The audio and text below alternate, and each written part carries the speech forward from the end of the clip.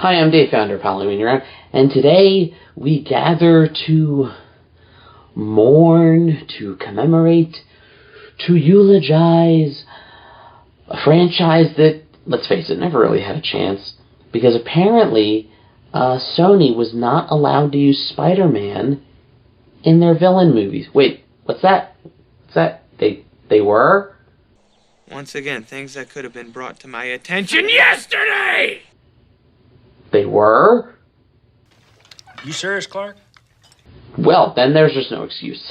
The Sony Spider-Man, or should I say not Spider-Man universe, or Sonyverse as I call it, is a truly baffling and bizarre, I don't even know what to call it, experiment in filmmaking, where, you know, Spider-Man's over here with Marvel, and Sony's like, let's do villain movies, but not actually let them be villains.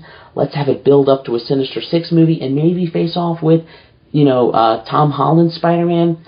But that never really happened. It went through phases. It went through some highs and some very low lows. So, with the release of Kraven the Hunter and the official death of this universe, I wanted to go back and take a look at it, rank them from... I'm going to do things a little differently here. Normally, I rank things from, like, worst to best, or, like, my least favorite to most favorite. I think given this very odd franchise and just how spectacularly bad some of it is, I'm going to go the opposite. I'm going to start with the best, or at least the least bad, to the worst, to the worser, the worstest. One of those is a word. So this is my ranking of the not Spider-Man Sonyverse and all of its many, many mistakes. Don't worry, Ian. I'm not making the same mistakes again. No, you're making all new ones. Number 1, Venom, Let There Be Carnage. I feel like this mid-part in the Venom trilogy is where they really got it right. It was a movie that kind of fully committed to the cartoonish nature of, well, Tom Hardy being both Eddie Brock and Venom. It knew that it was inherently silly, and it kind of just played with it. It struck a good balance of, you know, is Eddie the main character, is Venom the main character, and their kind of clash and struggle for identity. And it gave us a really compelling, interesting, and just, well, entertaining villain with Woody Harrelson's Carnage and Naomi Harris. So I think this was, it improved upon the first Venom, but hadn't, like, gone completely off the deep end like the third Venom would eventually do. And this was the most competent, most entertaining, and best put together movie of this franchise. In a vacuum, this movie's pretty decent. This movie is right up there with the mid-level MCU movies. It's not Winter Soldier. It's not Endgame. It's not Guardians of the Galaxy, but it was never gonna be. It's on par with, you know, Thor 1 and Captain America 1. We'll see how the fourth one is. But it's the one that I think is just the best put together, the most entertaining, and kind of knows what it's doing the most. Number 2, Kraven the Hunter. Call it recency bias, call it whatever you want to call it. I didn't hate Kraven. Yes, there's a lot wrong with it. There's a lot to point out. You could die from playing the drinking game of taking a shot every time someone says Calypso. Some of the line reads are terrible. You can tell that some of, like, there's like a whole character. He has, like, a pilot friend that is barely in the movie that I feel like was in more of it, but they removed those scenes. Rhino's kind of a wimp. There is plenty to dislike and make fun of with this movie, but as just like a standalone movie, it's not bad. And the kills and the gore, oh my god, it rivals a slasher movie. Finally, we let this be R-rated, and we kind of let Kraven be a little bit of a villain, or at least more of an anti-hero than the other ones. This movie challenges him that maybe he's not that much better than his gangster father, which, by the way, I really do like Russell Crowe in this. I think he plays the role really, really well, and I like that he challenges his son not Like, I love that he didn't turn into a supervillain. I love that he kind of challenges him with his mind and sort of philosophically. So yes, there's plenty to rag on this movie, but I feel like it's suffering for the sins of other movies we'll get to on this list. And it's not only is it not terrible, but I actually kind of enjoyed seeing it. And that's not anything I can say about, well, from here on out. Number 3, Venom, The Last Dance. I have very mixed feelings on this movie. It is simultaneously the best and worst of Venom. It feels like they just threw everything they possibly could at the wall, and some of it works.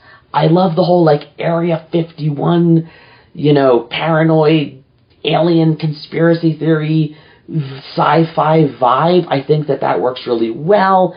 I love all the other, symbiotes and that we're kind of getting into.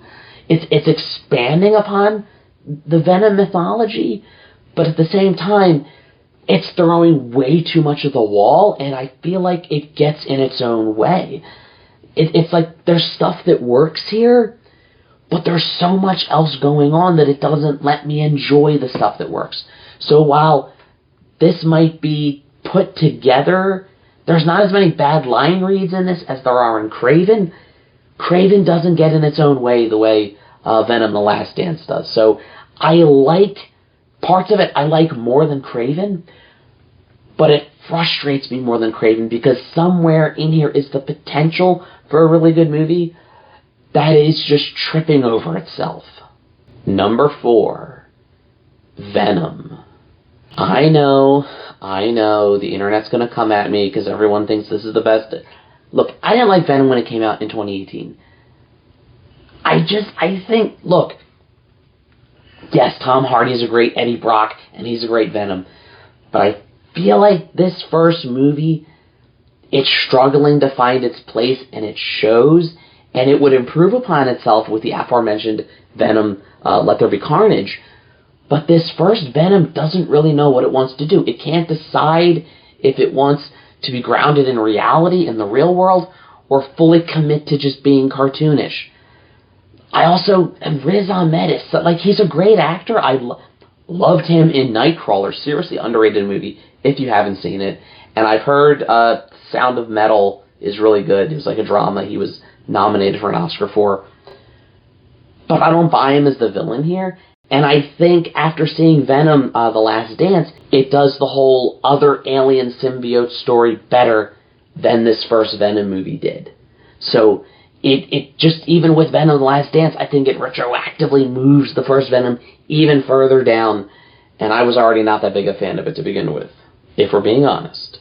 Number 5, Madam Web. No doubt another controversial choice. Not because it's near the bottom, but because it's not the bottom, but I'll get to the reason why this is not at the bottom and the other movie is the bottom. Madam Web is... I heard someone describe Kraven the Hunter as the Room of superhero movies. It is not that. Madam Web is the Room of superhero movies. Between them refusing to say Peter Parker's name, between the blatant Pepsi product placement, between the ending that makes no sense, between the fact that all these girls are dressed up in their spider suits only for a dream sequence and never actually get to do it, between the worst ADR recording I have ever heard in my life, between the villain who feels like he's from a Spanish soap opera, between Dakota Johnson blatantly not giving a shit, or Sydney Sweeney about the movie that they're in, between them thinking that they can convince us that, 26-year-old Sydney Sweeney is a high school student by putting her in a schoolgirl outfit. The list goes on. There is so much to criticize about this movie. And everything doesn't work. And everything doesn't work. You have to try to fail this bad. Madam Web is like taking a 50-question true or false test and getting every single answer wrong. Even if you guessed, you'd at least get some of them right. Even if you put true for all 50 of them, presumably you'd at least get maybe half of them right. Madam Web gets every single answer wrong, and it is spectacular. Scientists are going to be studying it for decades alongside The Room. But why don't I have it in last place? For the simple reason that Madam Web is hilarious. I had such a fun... I was one of the only people who saw it in the theater, and I had an absolute blast. It is unintentionally one of the best comedies of the year. So, I can't fault it for making me laugh so much. And compared to the other movie I'm about to get to, if I had to choose again which movie to watch, especially with like a group of friends, I'm picking Madam Web, because that's going to be a fun time riffing on it.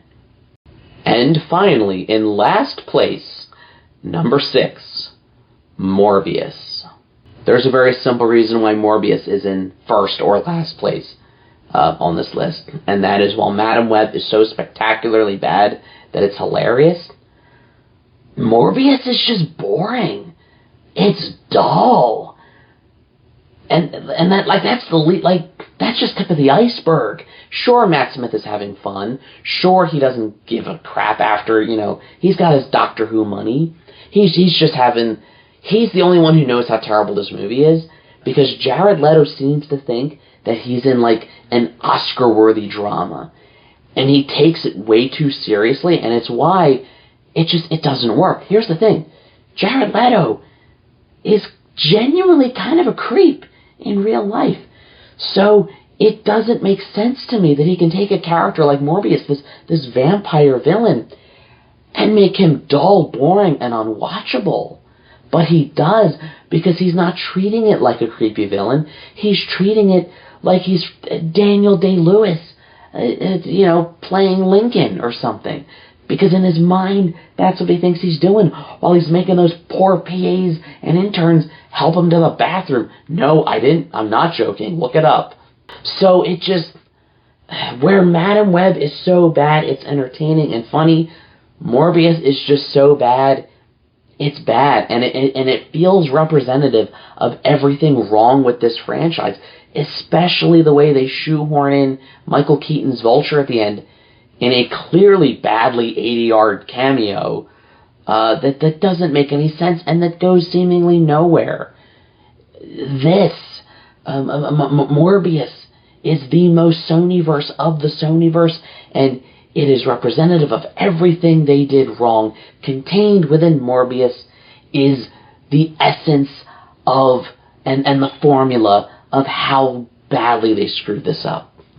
But hey, these are just my rankings, these are just my thoughts, and these are just my rants. I would love to know what you thought of these movies. Give me your rankings in the comments below. Like, share, subscribe, all the YouTube stuff. If you don't, you may end up stuck in one of these movies. And no, not Venom, Let There Be Carnage, or Kraven the Hunter, Madam Web, or Morbius. And as always, every day is Halloween.